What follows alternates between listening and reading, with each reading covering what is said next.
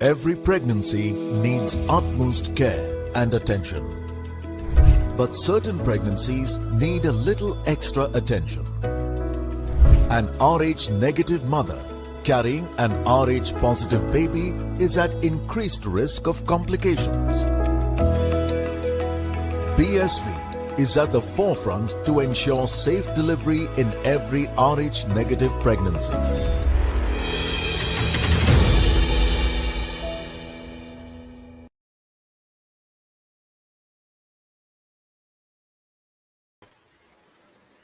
Hello and welcome to the mid-match show between Pakistan and West Indies.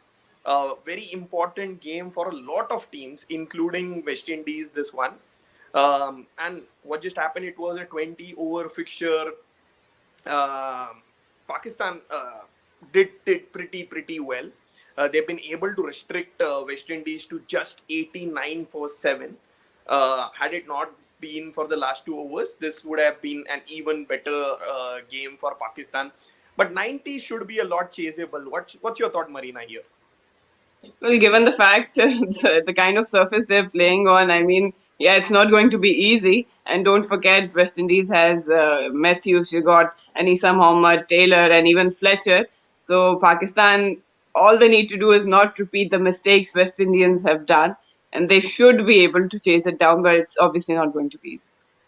It's not going to be easy. Britney, what happened to West Indies today? We saw Doughton struggling, 27 of 35. We saw Matthews struggling, 1 of 7. Taylor struggling, 18 of 31. So it's basically everyone was struggling. And the rest of them didn't even enter double digits except for A.F. Fletcher, who in the last second over hit those 2 fours.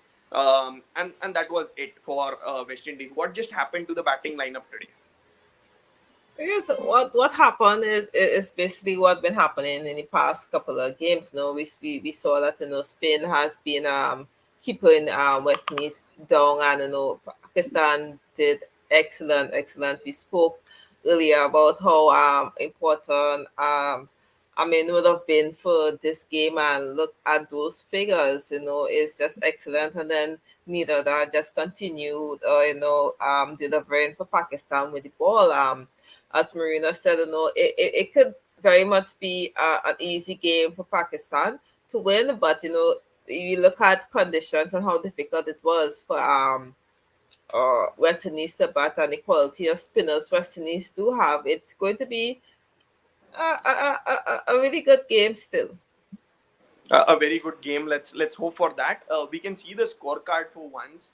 Not very promising. Of course, we've already spoken Doughton, Matthews, Taylor. That top 3 did not score really well. Especially if we see Taylor 18 of 31 at a strike rate of 58. That's if a player of Taylor's cadre is struggling, we can expect that Pakistan is also going to struggle. It's not going to be very easy. Let's just see what the spin attack did. Fatima Sana and the entire spin attack, they just made sure that West Indies don't score big. Especially Nida Dar, we saw 4 for 10. 2 wickets coming off that last 2 balls. And Anam, we haven't seen much of her, but today we saw 4 overs, none for 6. Marina, what do you reckon of this bowling performance by Pakistan? Should they have done this with the other teams as well, and it would have been a different ball game altogether? No, I think it has a lot to play with the surface as well. They had been using more or less the same combination, but the amount of turn and support they got today, it wasn't the case in the other games. Again, coming back to Anam, she had a really good outing the last time Pakistan faced West Indies in Pakistan. She got a fifer. So obviously that kind of a thing does play in both sides. Obviously the batting side as well, they do keep that, and you have seen that no West Indian tried to attack her or even try to dominate her. And again, she was brilliant. She keeps things simple, attacks the stumps, and it's never easy to score off her, especially in a shorter format. And again, coming back, I think Nida was brilliant.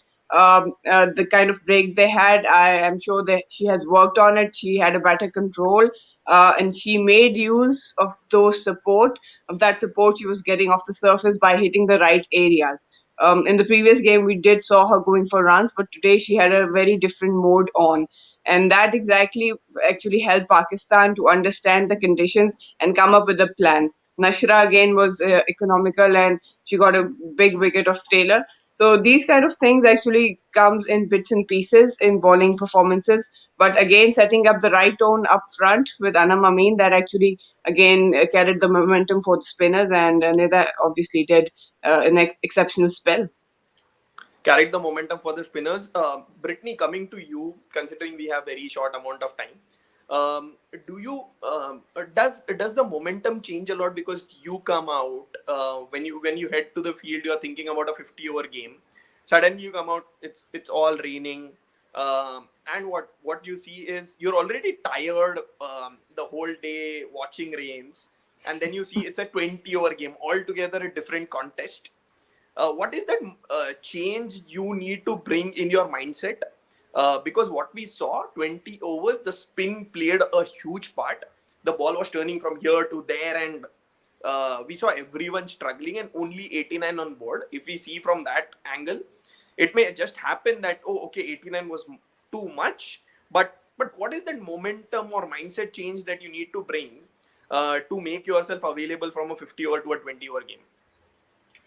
Just to be aware that 20 overs is still a lot of balls. A lot of people think that 20 overs is not much, but that's 120 plus balls if you include the extras.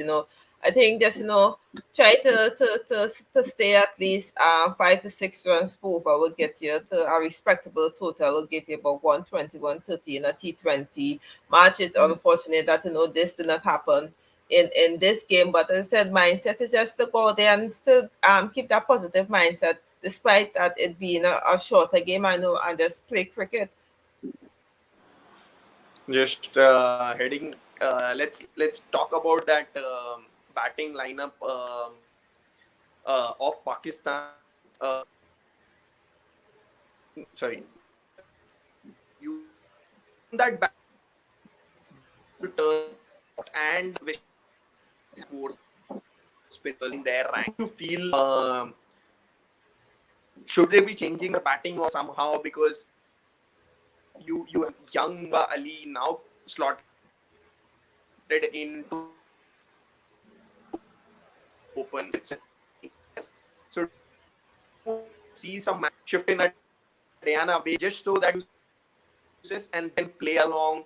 Do you want to see some in Nida Dar or Alia up the order? So that you basically do not put a lot in for your middle or then to finish up things. Well, I think yes, initially they will go with the proper batting order, but then, as according to the situation, I think Nida or Alia will be promoted because they don't want to hang out and drag the game. They need runs up front. That's the bottom line. Muniba will be opening. She has opened in the past, and she is decent against spin as well. Sidra Amin scoring 100 in the last game has very huge confidence by her side. Bisma coming in, and I probably will see how the situation goes. But yes, definitely, I feel that there is going to be some promotion for Nida or Alia in terms that they need to maintain a certain run rate that has been costing them games. Probably it shouldn't be going down to the Anna Bay. They've got a lot of experienced batters. They should finish it out. But again, let's see how West Indian can make use of these conditions and trouble Pakistan.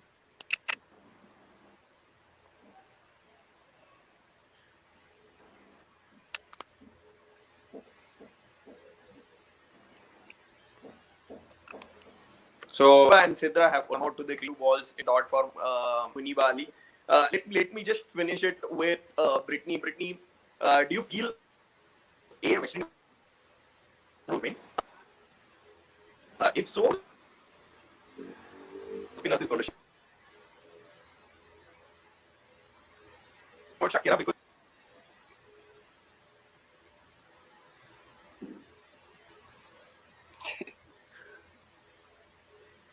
This kind of Yash? Well, it's going to be an exciting game. You see, Hilly Matissa has started off the bowling, and she's gotten a lot of turn already, and I know that because Pakistan have more left-handers in their battle lineup than the West Indies, chances that this off-break bowlers on West Indies team going to enjoy the batting. But most importantly, West Indies fielding have to be optimal because defending just 19 odd in 20 overs is going to be very difficult. So right now, I would say still the upper hand is on Pakistan. So let's see how the games go.